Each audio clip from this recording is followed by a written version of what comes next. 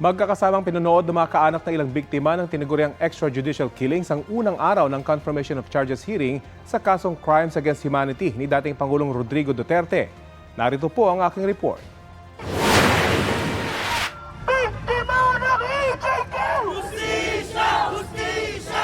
People power laban sa mga extrajudicial killing, panawagan ng mga nagprotesta sa Boy Scout Circle sa Quezon City. Hindi pa natutuyo ang ating mga luha! Giit ng Grupo Akbayan at simbahan at komunidad laban sa katiwalian. Babantayan nila ang pag-usad ng kaso ni dating Pangulong Rodrigo Duterte sa International Criminal Court. Dapat daw makonvict ang anilay utak ng mga pagpatay. Nagtipon-tipon din sa Maynila ang mga kaanak ng mga EJK victim bilang bahagi ng program Paghilom. Si Maria namatayan ng 2 anak noong 2016, unang bugso ng drug war. Habang nakaburo lang bunso, dinampot at pinatay naman daw ang panganay niyang anak. Masakit po yung ginawa sa amin ni Pangulong Duterte dahil binuto po namin siya. Bakit ginanon niya yung mga pamilya namin, pinatay niya.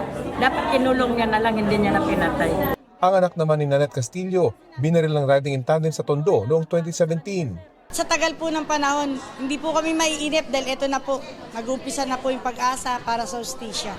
Ang alaala ng mga namatay sa EJK ang layong panatilihing buhay ng Paghilom Mobile Museum. Tampok ang iba't ibang alaala ng mga EJK victim tulad ng mga larawan, diorama, damit ng isa sa mga namatay at mga death certificate. Nauna nang dinala ang Mobile Museum sa Senado at Kamara at ngayon nasa isang universidad sa Maynila. Makatutulong daw ito para maunawaan ng mga kabataan ang issue.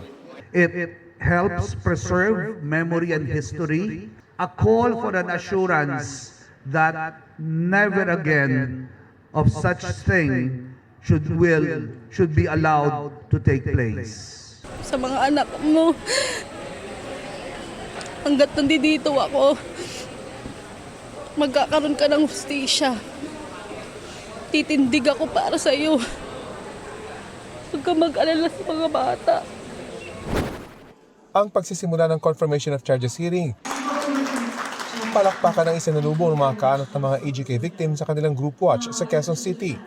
Nagpalakpakan din sila nang magsalita si Attorney Joel Butuyan na isa sa mga common legal representative ng mga biktima.